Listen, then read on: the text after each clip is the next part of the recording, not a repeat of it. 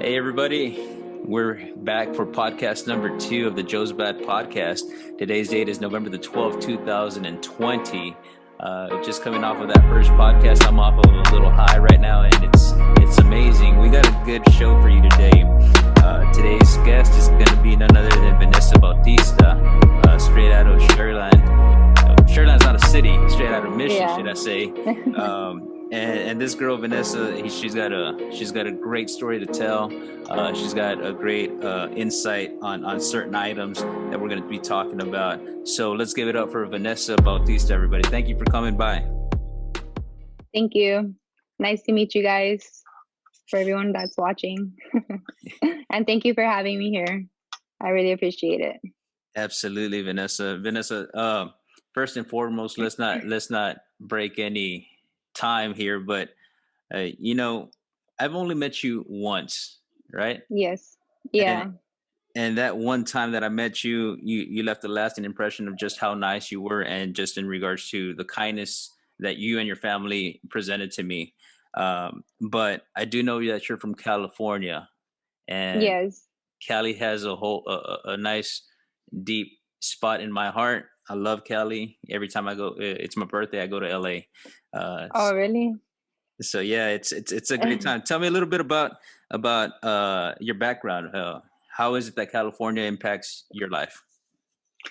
Well, I mean, like you said, I was born there. I didn't grow up there just because my parents brought us all when I was 2 or 3, so I don't remember much. I know my older brother and my sister, they did go to school there. So that, I mean, they can tell you more stories about that. But I mean, I've gone back since then. I go visit family. I still have my mom's side of the family over there. And I love it. I love the people there. It's different. Some parts, but it's just so different. The environment, I guess just the way they treat you. I love the weather. The weather is that's like my favorite thing, I've always said. And I don't know, just I want to go back soon. I'm gonna go back soon once this whole pandemic is over with. If it ever happens. I just turned on the live video on the Facebook page. So I got 2 cameras going. Again, I'm just messing with this. I don't know what I'm doing, but I'm trying to have fun with it. You know what I'm saying? Yeah, that's fine. But the weather, man, the weather in Cali is amazing. Is it always like 60 degrees or 70 degrees? I mean, what's going on with the weather there? I think it's like in the 80s. I want to say like the times I've gone, it's like in the 80s. So it's a good, I'm always cold. So I have like a long sleeve, but at night it gets cold for me. It's like in the 60s. It's just a perfect, like you have a perfect day and then a perfect night. And then Disneyland and Six Flags over there. Oh, like I just can't wait to go back. I've never personally gone to Disneyland. I've never, what's that other place that you said? There's a Six Flags Magic Mountain. There's Knott's Berry Farm. One place that I do want to go to and I haven't is Universal Studios. In Cali. That's a place. Yeah. Yeah. I want to go there. Man, again, I've never been there. I tend to stay in LA. And I remember the first time I went there, I said, you know what, I got to go to Compton. I got to go to Long Beach. I got to, all the places that Snoop Dogg and Dr. Dre talked about. Yeah. Alexa, I've never been. Play California Love. Yes. I've never been there. Long Beach, I've gone to go like, walk, but I've never stayed there. Yeah. Yeah. All right, Alexa, stop. I love Alexa. Do you have an Alexa? I don't. They offered me one with my Sirius XM. They were trying to get me to sign up, and they're like, I think it was called or Echo Dot. They're like, you know who Alexa is? And I was like, yeah, it's like that. I was like, oh, okay. Yeah, no, Alexa's amazing. I mean, I bought one for my wife. I bought one for the kids. I think we're at a point where like Alexa's become our best friend. Yeah, she would be my best friend too. Yeah, if she got up and cleaned and whatnot. Well, that's what the Ecovacs are for. The Roombas, you got one of those? Yeah, no, but we're planning on getting a home in the next year. So for sure, that's one of the things on my list. the first thing on my list, They're actually. they're amazing. I tell you, my wife loves it. She says we got to name it. Like the first day we got her, uh, her, Or, yeah. she named her Robutina. Robutina, that's a good name. Yeah. Robutina. Real So creative. so Yeah. so it's one of those things where we just say, turn on Robotina, and Robotina just goes.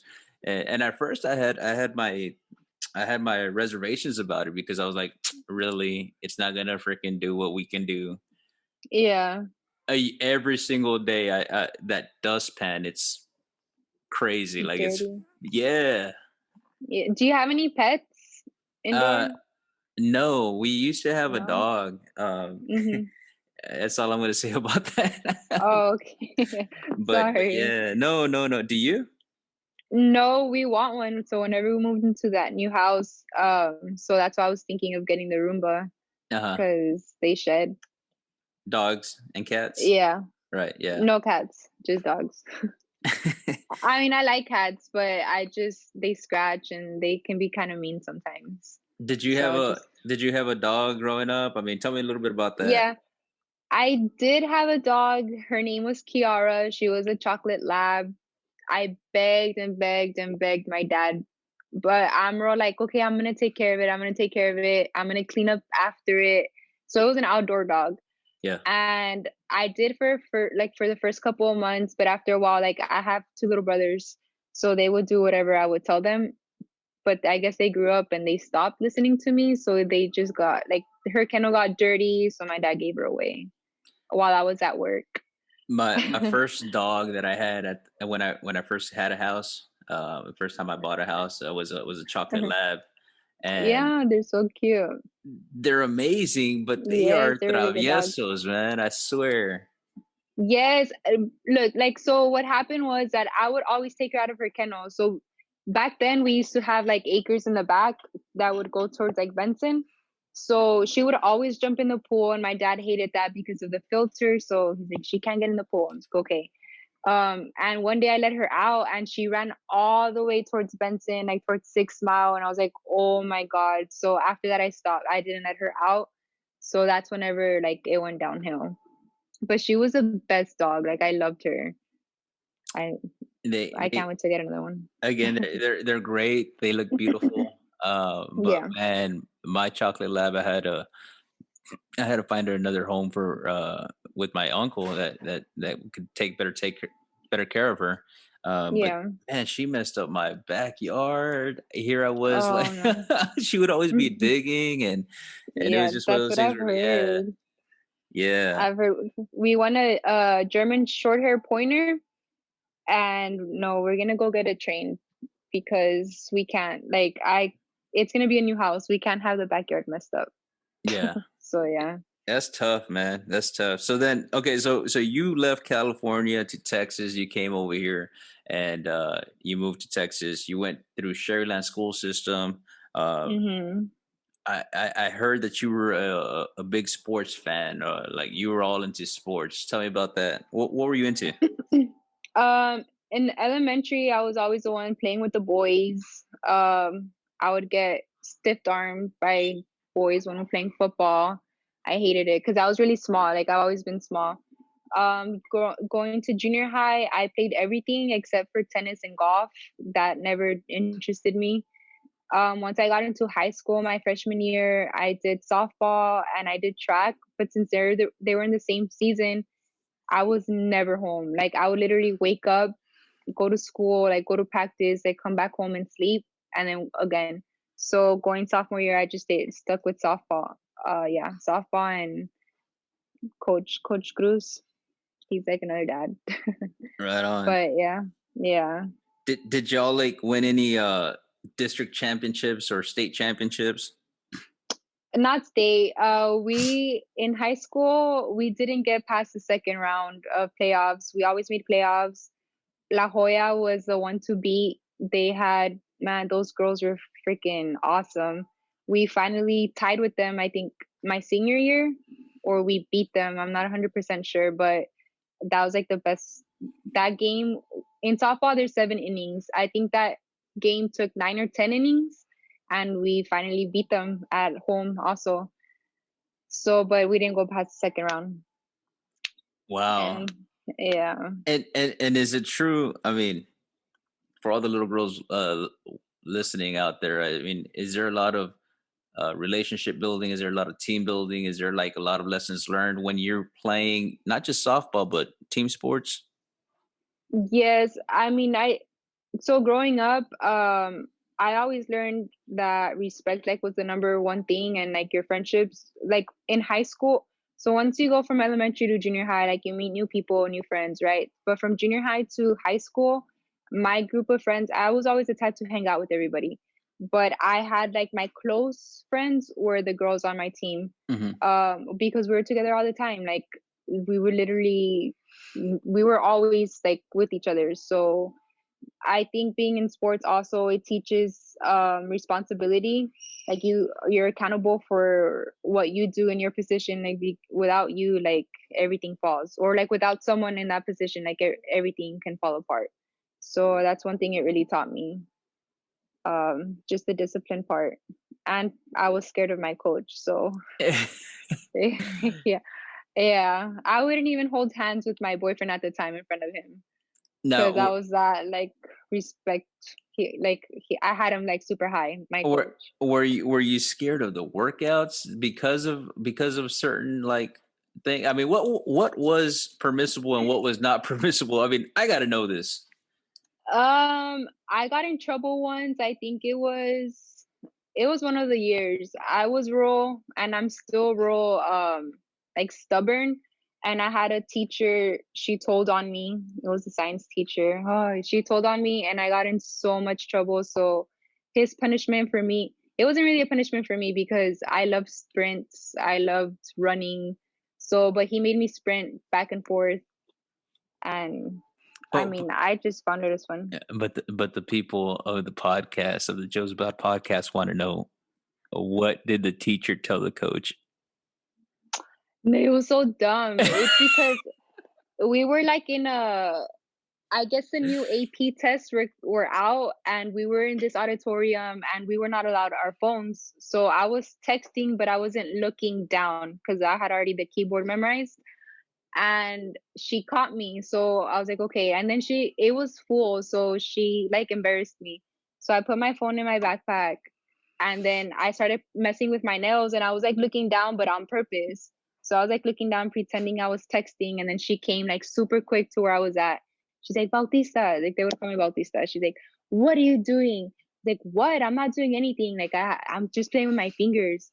And she told coach, she's like, you're gonna get it later, and I don't know what. So I was like, whatever. I didn't believe her, and then I saw her during practice, and I was like, damn it. And so So there I go. so it was like a text. It was a situation with the phone, and then it became a Yeah. situation with your nails or your fingers. Yes, like it was just dumb. Like I wasn't a troublemaker in high school. Uh-huh. I like at all. Like I was like super, like I just had my friends, and I didn't care about anybody else. Like Okay. I Okay. was just, Let me yeah. ask you this, because I work in schools, right? Uh, Did you ever make it to detention? One time I got sent to ISS for school, for the dress code. That was so dumb. Oh, Okay. Sharyland's really strict. On dress code. Yes, it was so dumb. Was it like a short clothing Uh, item? I, yeah, I had a button up, and I would wear a tank top under, and on the side it kind of lifted because Yeah. on the lady shirts, like it kind of goes on round on the side, and I picked up my arm, and you were able to see my skin. Oh So I my got sent to goodness. ISS. That's Yeah. that's that's uh that's unforgivable. You got to go to ISS for that. You got to go No, I was so 3 days. mad. I was like, seriously? No. Luckily, I didn't tell my parents because, like I said, I was in a troublemaker, and I didn't want to disappoint them. So I Yeah. called my sister. My sister was in college at the time. So she went to go take me a shirt, and she didn't tell my parents. She covered up for me. And wow. Yeah. Okay. So was it 1 day, 2 days, or 3 days? It was like for a couple of hours. Oh, just for. Like it was, yeah, it wasn't even a day. Like it was just so, I was literally in there with everyone who would always get in trouble. I was like, what am I doing here? Like, Right. it's so dumb. Yeah. What? Like, Let me ask you this: what did your parents say? they never found out. I don't even think they know because it wasn't. Yeah. I did get in trouble in eighth grade though with my Spanish teacher, Uh-huh. but it was her fault. And my mom, like, they called my mom and everything, and it was like also dumb. But my mom backed me up on this because I told her the story. But after practice, my dad, he picked me up and we're driving, and he's like, "So do you have anything to tell me?" And he's like, "No, like everything was good." He's like, "Everything at school, like everything's fine." I was like, "Yeah." So apparently my Spanish teacher called my mom saying that I was rude and I disrespected her. So I told my mom, like, well, because in eighth grade we had PE or like sports in the morning, and then we Right. had like our periods. So you're hungry after you work out, and well, we would take hot Cheetos. So I knew my teacher liked hot Cheetos, so I would take them and I would share with everybody, and even with her. And then one day she didn't want to share with me; she would share with everyone except for me. So I was like, you know what, like f this. So I took the hot Cheetos that she liked on purpose the next day, and I was eating them in front of her, and she asked me for some, and I said no, like you didn't give me some yesterday, so why am I gonna give you some today? So she called my mom, and but whenever she was trying to tell my mom, like, well, Vanessa did this and this and this, she's like, well, she told me what you did, so she stayed quiet. Like she's like, okay, Hey, you're right. let me ask you this. It's a very simple question. Were they hot Mhm. Cheetos or were they Hashiros? No, they're hot Cheetos. Hot Cheetos. I swear to God, I was at a I was what we call la pulga, Yeah, and my daughter wanted something to eat, right? And I go, well, let me go get you a snack. And I get to the counter, and yeah. I'm asking the lady, hey, you got any hot Cheetos? And she goes, what? I was like, What? hot Cheetos, you know, los fritos, right? I tell her, and she goes, sí, mira, ahí están. And I looked at the sign, and it was Hot Cheetos. Jachiros, Hachiros. Hot Cheetos. That's so funny. And they have it like super big on the bag. Yeah, I mean, But yeah. I don't want to be rude or anything. I didn't tell her like, yo, like it's misspelled, like it's right on the Yeah. bag.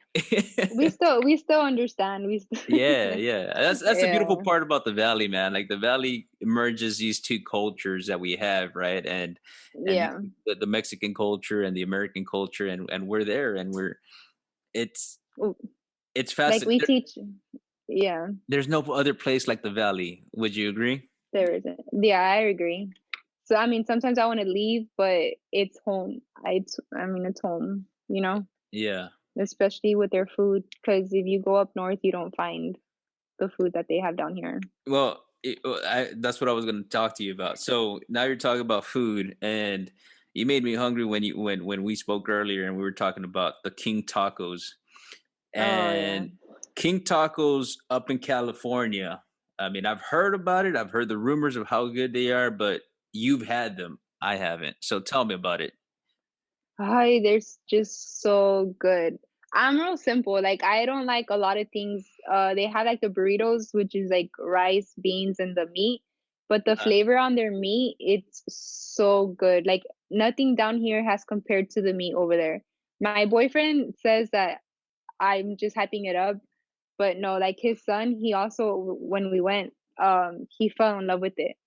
So like that says something because that little boy, he does not like a lot of things. So I don't know, like if you guys ever go to California, go to King Taco and just enjoy it because once you come back, you're not gonna find anything like that. so you're That's for talking sure. about the meat. You're saying that the meat it's like no other meat that you've had. Yeah, it's the flavor. I don't know what they put, or I know that they started off as like a small trailer, and they grew into now they have like like sit-in restaurant. Well, it's not a restaurant, but like a taco, Right, like right. sarape. Yeah, Well, there's this and then place.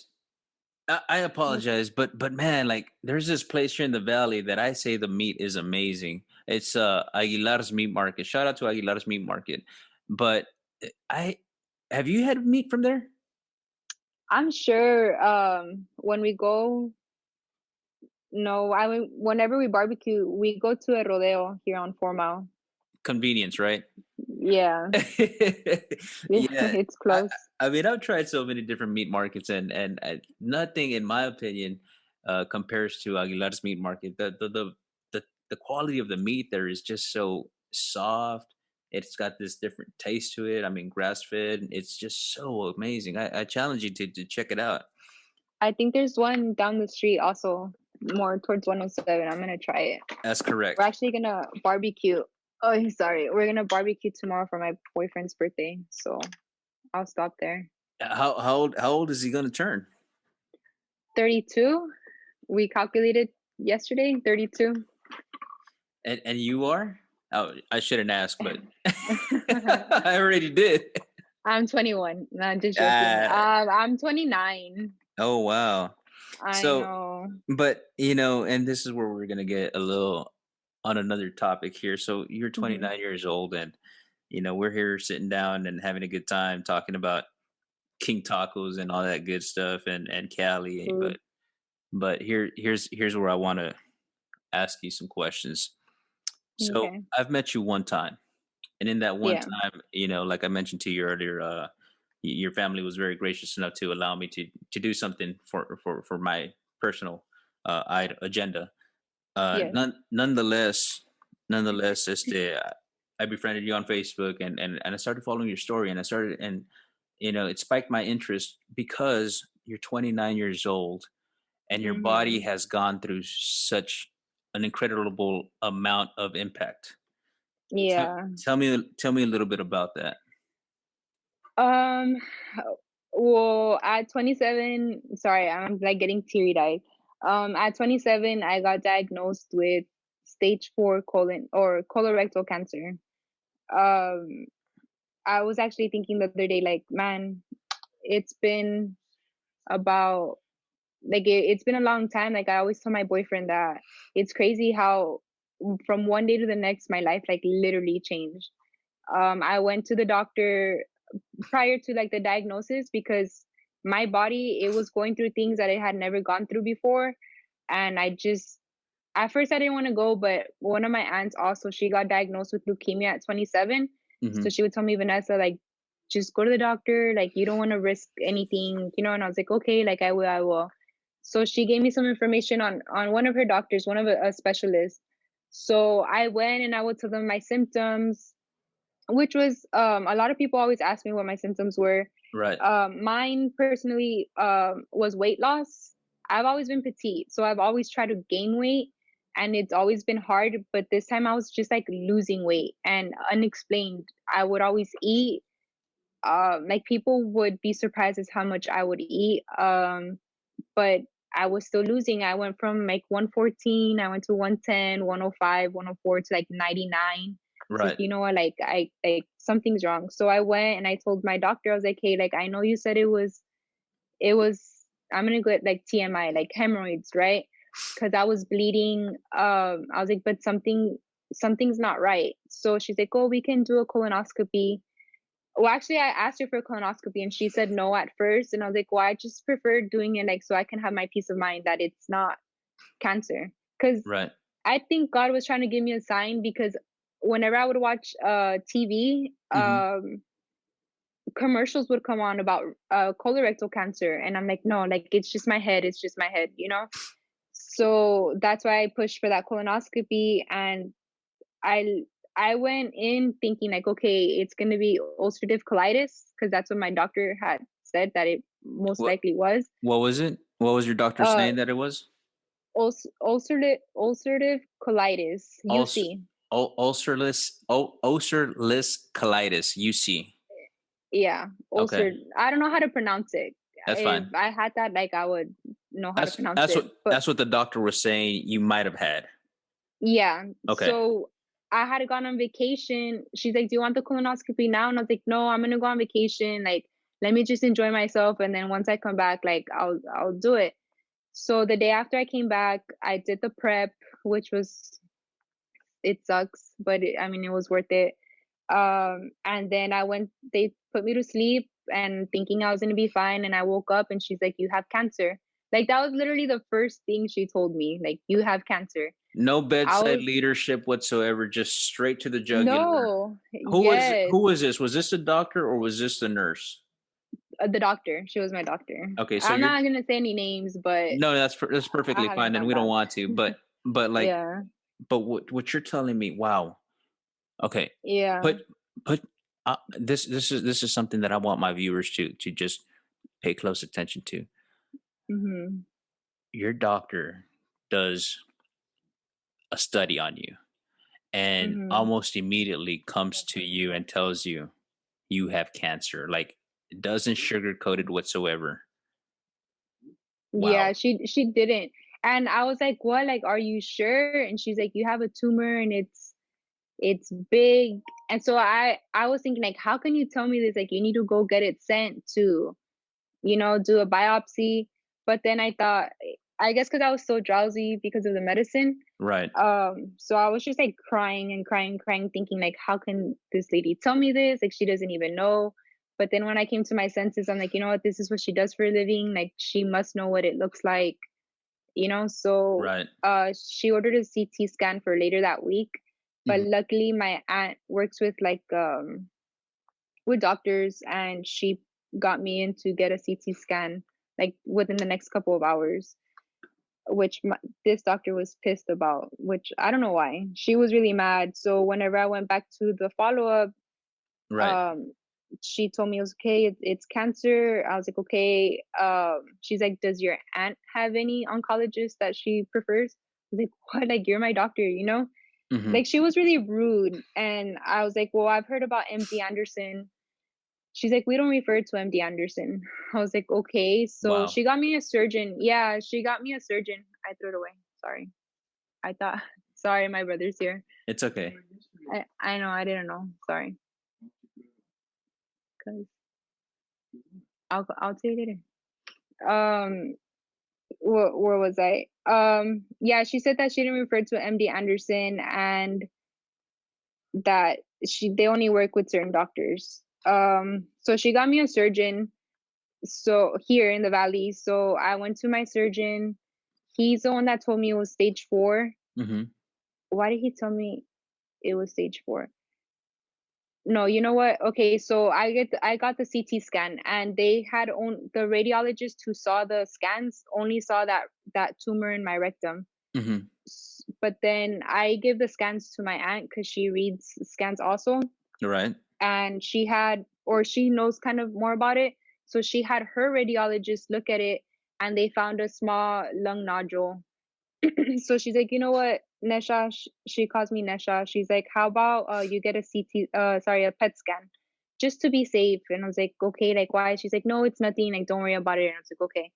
So I got the PET scan, and I guess they sent the results to my surgeon, and it was stage 4. Like it was a really really small nodule that it could have easily been missed. But I went to his office. My appointment was like at 2. I didn't get out of there till like 7. I was so mad. And then on top of that, he told me that he told me it was stage 4. So I was like, okay, like I was like calm, I had already gone through my emotional thing. Right. But then my mom was in there and with my aunt, and they took me to another rooms to examine me. Mhm. And then I asked him, I was like, hey, like you're this surgeon, like a colorectal surgeon, like what are your like what do you think my chances are to beat this? And he's like, I was like, what? Like seriously, like that's what you're gonna give me? Right. And he just didn't give me any hope. So I walked out of there, and I've never been back there.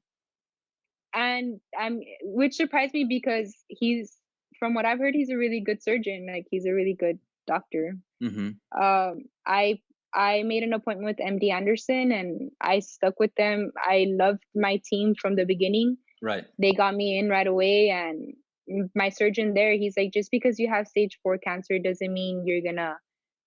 He's like, don't Google it. He's like, you're in the beginning stages. If you Google it, you're gonna see that you're gonna die in like 3 months, or.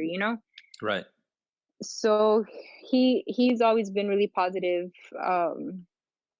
I won't go to anybody else but that MD. I'll tell you what though, man. This was 2 years ago, yeah? Yeah, it was 2 years ago. 2 years ago, man, and you're a living testimony that all things are great Yes. through God Himself. There's no other reason, there's no other way. But Mm-hmm. God through Jesus Christ, Yeah. right? Amen. Yes. Amen. Honestly, like before, my mom, like before this whole cancer diagnosis, my mom was like, "Did you pray today?" And I was like, "Yes, mom, yes," but I wouldn't until this happened to me. And then unfortunately, this had to happen to me Uh huh. for me, for my faith to grow. Because when I was younger and I was doing like my confirmation, I would always ask questions, or how do you know this is true? And I want proof. Like, how do you know the Bible wasn't written? Like, yeah, I was real stubborn. And I asked God for a sign, and He gave me one. Like, He gave me one 2 days before my first surgery. Hmm. And that since then, like, I know He's there. I know He's listening. I know He's there. Like, it's His will to heal everybody, and everyone's going to get healed. Amen. Amen. Yes. I mean, wow, that's a powerful testimony, and that's part of the reason why I asked you to be a part of this, because lessons learned through experiences, and experiences help others around me. And I think I read that in one of your posts where you're like inspiring individuals to get checked, listen to your Yeah. body, and you're young, man. You're a leader, you know. Thank you. Yeah. Like, one thing I do tell people is, even if it's like a little thing that changed, in my case it was my restroom habits. Hmm. If something changes, or if you see something that's not normal, like, okay, once, like, let it go. But if it continues, like, just go get checked. Like, I know, and it's embarrassing to talk about because it's in my rectum, like, not a lot of people want to talk about that. um Right. I've never had so many people look at me in that area. But if I would have gone sooner, or if I would have, because I had symptoms about 3 years before I even went to the doctor. Hmm. So if I would have gone earlier, I would have maybe avoided a lot of things that I've gone through. But I mean, everything happens for a reason, and Now, I'm here, and hopefully I'm here for a good time, now you're a you're long a mo- time. you're a mom also, I'm a mom. and That was, how old is oh, your child? she's 6 now. So She's six 6. years ago. So 6 years ago, 23 years old. Were you feeling stuff then? Um, Not then, but in high school, I would. I The other day, and I actually posted about this. I was just thinking, like, I think a lot. Like, I have really bad anxiety. I just tend to overthink, and I was thinking that I wouldn't go to the restroom like in school. Like, I would go to the locker room to go to the restroom. Hmm. So my friend Ariel, she would go with me like that. We would meet up to go to the restroom. It was super dumb. Okay. Y'all were So skipping. no, we were at school. We needed to go to the Go to locker room. class. Go to class. You, Yeah. you don't belong here, right? Yeah. So I told her, I was like, "Hey, Kuni," I call her Kunis because hopefully she marries one of my brothers. But I was like, "Hey, do you bleed when you go to the restroom?" She's like, "What? No, like, that's weird." And I was like, "Oh, okay." She's like, "You probably popped a vein." I was like, "Okay." So I would bleed in high school, but not often. So, and I need to ask my doctor about this. Like, I think my cancer was slow growing. So what if I had like a polyp when Mhm. I was 17? I was a Mhm. junior, she was a senior, so I was 17. Like, so what if I had like that little polyp when I was 17? If I would have told my parents, like, "Hey, this is happening to me," maybe I would have found out when I was 17, you know? Uh, and part of that, I mean, I have a 12-year-old, and part of that Mhm. is that the conversations that need to be had are not had because we feel that it's embarrassing, or we feel that Yeah. you know what, it's not that important. Or but the thing that we're learning, and I talked about this yesterday in that in my first podcast, that we need Mhm. to learn to communicate with our families to better understand them, because that's what we're trying to figure out. I want to understand Yeah. your perspective. Yeah. I mean, I think it's really important. I have a cousin who tells her mom everything, Hmm. and man, she's brave because I still don't tell my mom like a lot of things, not a lot of things, but like certain things I don't talk to her about, but she talks about everything. And I'm just like, wow, like if I would have been open to her like that, maybe we could have avoided a lot of this. So it's really important for kids to talk to their parents when they think something's not right or something's not normal. Because who's your I was telling my boyfriend, like, you're your own advocate. Like, if you Hmm. don't advocate for yourself or your kid, like, if your parents don't advocate for you, then nothing's gonna get fixed or nothing's gonna come out of it, you know? Because no one cares for you except for your family. Or no one cares about you more than yourself should. Yeah, exactly. So that's one thing I've learned. And my little girl also, she sees a specialist. I took her to Houston too because the specialists here, they was just like back and forth, back and forth. I was like, you know what, like I'm tired of this. Like I'm just gonna take her to Houston and they're doing something about it, you know? Now let me ask you this. So Let me ask you this because you bring up an important topic of conversation in my mind. yeah, You have hospitals here in the valley, and the valley is consisted of different counties from Willacy all the way to Stark County, right? mm-hmm. and Yes, and and in there you have a large amount of hospitals in the McAllen area, in the Harlingen area, in the Brownsville area. Westlaco has a hospital as well. Rio Grande has a hospital as yeah. well. I mean, so we have hospitals. It's not like we don't have hospitals. But what's the difference from, just in broad terms, what is the difference from hospitals in the Valley and hospitals in Houston? Why did you, as a parent, decide to take your child to Houston as opposed to keeping them here? Was it the wait time? What was it? I think it's the sense of urgency that they have over there. I mean, it's a fast-paced city.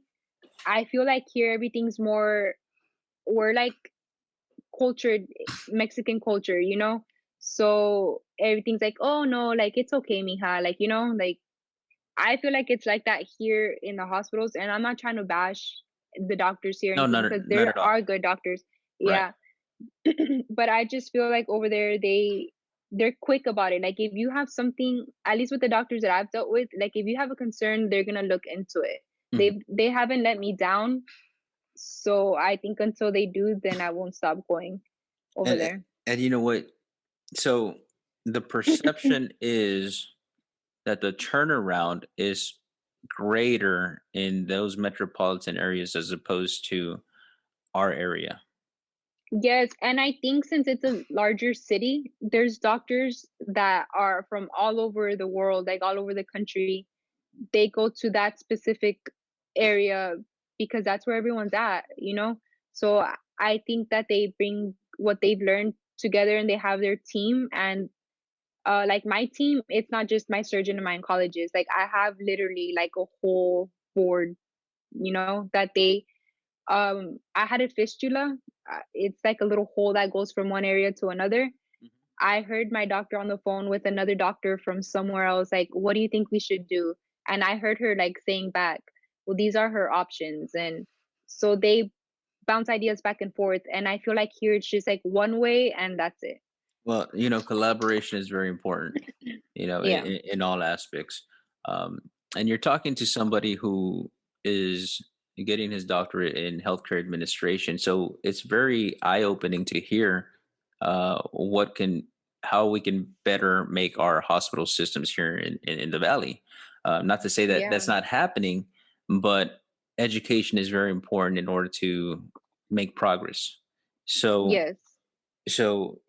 earlier you heard me talk about bedside leadership, and bedside leadership is a term that one of my buddies in California is doing his dissertation on, and Okay.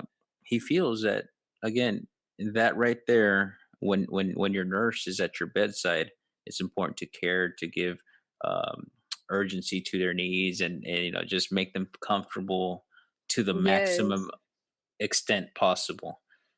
So Yeah. what I heard you say was that bedside leadership was not there, but on the I can understand the flip side, and the flip side is there's something urgent that I'm seeing, and there's no way to sugarcoat it. I need to let you know now. Yes, and I'm the type of person who is like, hey, you tell me straight out. So I guess I minded because I was like in a vulnerable stage, and with anesthesia, you're like out of it. Right. So I'm glad that she told me that, because if we would have waited the 10 days, I would have been 10 days behind. And man, like cancer spreads like a wildfire. Like it spreads quick and it's scary. So I mean, I'm glad she told me quick and I was able to do something about it when I did. Just she could have said a little bit like, you know, not like let me put some sprinkles on it. yes, just a little bit, you let me know. sprinkle my fairy dust. And no, I'm sorry, Yeah. but No, no, yeah. that's something. It's building relationships most importantly, and I would Mhm. probably venture to say that your doctor, you know, maybe didn't carry a great relationship with you because the professionalism. You're my patient. I got to be very Yeah, professional. And that makes sense. But it I mean, does. on my, I'm the type. I'm just like you. Give it to me. Hmm. Give it to me straight. But at the same time, be real with me. Let me know. You know what I'm saying? Yeah. Um, Yeah. And I feel like my doctor over there, and I speak about my surgeon more because he's the one that I've seen from day one. He's the first one I spoke to over there. mhm. He's always been man, I've seen him cry with me. Like he's cried with me. He's held my hand, he's held my parents' hand, like he's prayed with my mom. Like he's a really nice man. Yeah, Like I can speak very highly of him. yeah. So yeah. That's good, man. So earlier we were also talking about music that that you go on. Some of it ranges from Intocable to Blue October and country. And not that this is a complete flip of what we're talking Yeah. about. But what were some of the items that you were talking about, or that you were listening to in that time, and what are you listening to now? Well, yeah, like Blue October, I've never seen them in concert, and I don't even know if they're still like together, but I like to listen to really old music. So like the whole Intocable, like Duelo, Signo, like I love that music. But depending on my mood, when I work out, I listen to techno, to EDM, to festival music. When I feel like more relaxed, I listen to country. Like, I just get real into it. So I don't know like lyrics, but I like the tune. You call Intocable old, you call EDM festival music old. You're making me feel old. I mean, because No, that's no, no, like older, because I know now people listen to like rap and like I don't know, it just gives me a headache sometimes, and I'm just like, yeah. what? Like my little girl, she listens to like reggaeton, and I'm like, where the heck did you learn this? But Your her 6-year-old dad, listen to reggaeton. because like her dad, like on that side, like they listen to that type of music. Alexa, So play Despacito.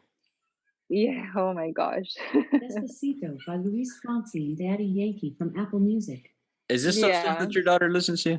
this is what she listens to, and I'm like, where did you learn this? Because I do not listen to that. Now I do I because of her, but this song I learned because of her. really. Yes. Oh wow, yeah. I'm not a big Yeah. fan of this. I'll tell you what I am a bigger fan of. Look, hold on, check this out. One of my boys from Nigeria. Shout out to Okay, that's neat. Chib, because he turned me on to this type of music. Check this out. Hold on, Alexa, Okay. play Afrobeats playlist. Afrobeats hits from Apple Music.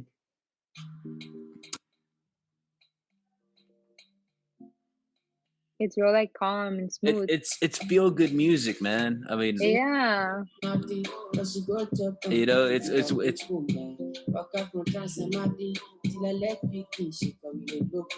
Well, it's not even, yeah, it's like a nice beat to it, like real like chill. yeah. I can Yeah, listen you to see, this this is what I all listen. day, every day. Yeah, like it's real relaxing. Like the other music just like makes my heart race. Like, Right. yeah. So that's Nigerian Afro beats playlist, Oh and wow, I need to like write that down. there's just a whole bunch of good music there. Like it's very very chill, very very good. I don't Let me write understand that. I don't understand a lot of the stuff that they're saying, but it's Yeah. great. It's great. Yeah, like my boyfriend, he's also like, hey, listen to this Indian type music, and it's like real, it's different. I'm like, oh wow, like like he goes on YouTube and he'll like start scrolling and Uh, he comes across some different things, and it's just different. Like everyone's culture it, is it like it so. it really is, man, and I think that's what we miss here in our areas. Given our area, we're about 98, 99% Mexican, so Yeah, we stick to what we know, right? Which is Mexican yeah, music and so forth, and like some top 40 and some country and so forth. But at what point does one break the barrier and start seeking other cultures to understand? So yeah. so You you have to graduated from expand. Sherryland, right? And it was probably around the same thing, 99% Mexican, I would say so. Yeah, more than likely. right? And Yeah. I went to a high school where I had different cultures. I had you know, let me see, Nigerian, I had Filipinos, I had Oh wow. Koreans, African American. There was just a wide range of cultures. Where'd And you go? in Mercedes, there's this place called South Texas High School for Health Professions, aka Med High. Oh, yeah, I was gonna go there, but they didn't have sports, so I was like, nah, it's okay. Yeah, I could care less for sports, other than Yeah. what I watch on TV, But other than that, I mean, it's one of those things where like you get in where you fit in, and I was always like Mhm. one of those individuals that I love education. I love to learn. Yeah. I love to learn new things, and that's where we're at, man. But going back to going back to you, we talk about music, we talked about food, we talked about don't ignore your body. Um, Yeah. what what what final message would you tell our listeners out there? I mean, what else? What would you tell young girls out there? That are finding their way. I mean, I would tell them the same thing. If you don't feel that something's right in anything, not just like your body, but just in your life, like if you feel that it's wrong, go do something about it. Don't ignore the red flags. Don't stay quiet. Like speak out because like I said, you're your best or your best advocate. Like no one's gonna offend except for yourself. Like you're gonna do it for you. Hmm. And like for example, my little girl, she was my biggest motivation. Um, like I asked God, like, hey, like if it you lend her to me, so I mean at first I was mad. I was like, but if you're gonna why are you gonna take me away from her, you know? I Hmm. was like, but if it's your will, for me to stay in her life, then heal me or, give me more life. Or if it's your will to heal me by like letting me pass, like then that will be too, like she'll have my memory. But that's something that I try to teach her is that she has to stand up for herself. I mean, Yeah. that's the most I can say. So you're telling girls stand up for yourselves, Yeah. be your biggest advocate. Yes. Right on. Now here's where we start talking about what the future holds for Vanessa.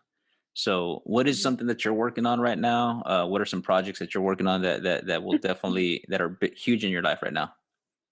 Right now, I am still employed by Wells Fargo. I don't know when I'm gonna go back, but I've started a small business. I started this like 3 summers ago. And it started off something small, but now I do bridal invitations, event invitations, custom gifts, and we recently started a construction company. So we're in the process of building our second home. So if you guys need a house, let me know. What's the name of your um, company? What's the name of your bridal event company? Tell our listeners who to look out for. For the bridal gifts and invitations, it's Aria's Treasure Chest. I started this name because I had something else in mind. So one day soon I'm gonna rebrand. but you can find me on Instagram or on Facebook, Aria's Treasure Chest. The construction company, we just started it this year, Lone Star Homes. That's with my boyfriend. We built our first house, and before we even finished it, we sold it. So now we're on our second home. Hopefully the same thing happens. And yeah, I mean, our goal is to have different incomes from different sides. So you're a smart girl. you're already, I mean, you're way beyond your years. At 29, you already know, hey, you gotta have different avenues of income. You have to. I mean, it's, for example, like I work with Wells Fargo. Say I would have had to like leave that job. Like, where was I gonna get money from? You know? Right. I'm not the type of person. This has been the longest I've ever been out of work. Like, not at somewhere like working. You know? So it's hard. I've always like, oh, whenever I would be at work, I'm like, man, I want to be a stay-at-home mom. But no way, that's not for me. Like, I need to go do something. Right. But if I would have lost my job there, like, where was I gonna get money from? Like, I'm not the type to go ask, you know, like, hey, you have to pay for my things since we're together. Like, no, we're 50-50. So we have to. That's another thing we're trying to teach the kids. Like, you have to work hard for what you want. Yeah. It's very important. Now, this is something that I've discussed with several people. Like, at what point did you start understanding that you need to work hard 50-50, have different sources of income? Más o menos what age? I want to say I started really young. By the time I was in college, I already knew that if I wanted something, I had to save for it. I couldn't go out spending. I never went through that, like, oh, I'm gonna get my paycheck, I'm gonna spend everything like on one weekend, you know? My parents always taught me, I had a car payment, so I need a phone. Anything I wanted, I had to pay for it. So like my car, my phone, my food, everything. So I think by 18, 19, I was already building my credit. I wanted my credit score to be as high as it could be. I mean, I had a few setbacks, but right. I mean, every teenager does, but who taught you about credit? I mean, I think that's important, but who taught you about that? Was it your parents or was it somebody at school? You know what? No, my parents never talked to me about that. My aunt, the one that I said that had leukemia, she's the one that talked to me about it because she was paying bills. I'm like, what are you doing? Like, you know, I didn't know anything. She's like, oh, I'm paying my credit cards. Like, oh, like, what is that? And she's the one that told me, like, don't pay your minimum payment. You always want to give double. Like, you want to not spend more than 30% of your credit limit. And I was like, oh, okay. So that's something, I was really good at it. But, you know, you meet people and you lend them your credit. Like, don't ever lend people your credit. And even if they're family? Even if they're family. Like, unless you have money to put up, if they cannot pay, and then do it, you know? But I'm just like, no. Like, I learned my lesson. And my credit, believe it or not, it went to like 520. I was so embarrassed. Like, and this was 5 years ago. I was like, oh my God, like, my credit's never been like this. And now it's like at a 750. So I was like, okay, like, I did what I had to do. I budget myself, and that's what I'm trying to teach my little girl. Shout out to the club 750 and above. Yeah. Yeah. You know, we enjoy the finer things in life, you know what I'm saying? But yeah, I'm still trying to get to that 800 mark, but it's hard. It's hard. Yes. I'll tell you what though, man, my brother, I think he's already hit that mark. I almost hit that mark. You know, I was like 5 points away. And then all of a sudden it goes back down. Yes, you're like, what did I do? No, that's one thing we're working. My boyfriend and I, we want a home. So from the beginning, when we first met, like, we happened really quick. Like, we met and we just hit it off, and he wanted the same things I wanted financially. He comes from a family, like, when he was younger, he didn't have a lot. I was fortunate to have parents like with some money, but you know, things happen. So I learned quick, and he said that he doesn't want to grow up the way, or he doesn't want his son to grow up the way like he did. So now we're just hard workers for my little girl and for his son. I t- Um, I tell my daughter, like recently, like I started like telling her, hey, you want to buy something, buy some stocks, right? And she's yeah. learning like, oh my God, how much money do I have now, Dad? Like, Yes. My little girl wanted she wanted The Sims like on the Xbox. uh-huh. And I was like, well, how it was like $50. I'm like, well, how much money do you have? And she like brings out her little mailbox, like she has her money. She had like 20 some dollars. And I was like, I don't know, like, But I mean, I gave her the difference. She tried to keep the mailbox with her money. And I was like, no, no, no, no, no. I was like, that you use towards your game. So Uh-huh. now she's saving again for a Nana surprise doll.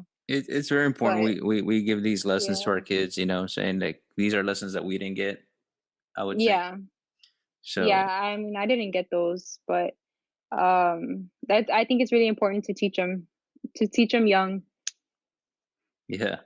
Hey Vanessa, Yeah. hey man, I want to thank you for spending an hour with us. It's been a Well, pleasure thank you for having me. hearing your story. It's been a pleasure having you here as a guest on episode number 2. I'm pretty excited Thank for it. you. You know what I'm saying? Like sometimes we have this idea in our head, but oftentimes we don't Run implement. with it. Yeah, we don't implement. We failed. Yeah. We failed to execute, and Yeah. I'm on the mentality of I have the idea, let's do it. If I fail, I'll learn from it. But if I want to make it better, how bad do you want it, right? Yeah, exactly. And after going through like the whole cancer ordeal, like that's one thing you mentioned was my hair color. It's like, okay, like I went from like blonde to like red. I was like, you know what? Like you only like YOLO, right? Like you only live once. So you know what? Just like screw it. Like who cares what people think? Like if it's different or whatever. Like you bite the bullet and you do what you have to do to get where you want. Alexa, play The Model by Drake. Motto, Ever. featuring Lil Wayne by Drake from Apple Music. I'm a fucking man. Oh, This brings back memories. I listened to this too. This is YOLO, right? This is where he says YOLO. That I don't think so. This one, maybe. I don't know. I suck at lyrics. Yeah. Anyways, you say YOLO, and I remember there was Oh that yeah, whole you time. only live once. That's a motto. Yeah. That's what it is. There you go. Well, hey I man, have to get into them. it's been an amazing journey here talking with you. It's been great talking to you. One final message. Let's recap. One last thing you want to tell out to our viewers or listeners. This is gonna be out there for years and years and years. Unless the internet shuts Yeah. down. But what do you want to tell them? I mean, I'm gonna say it again. Listen to yourself. Listen to your body.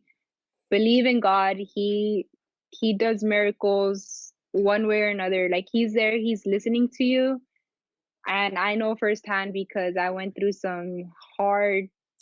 In the beginning of this year, I was in a state where like I didn't even want to be here anymore. And like look at me now. Like I'm happy. I'm loving life. With Like red hair. with red hair.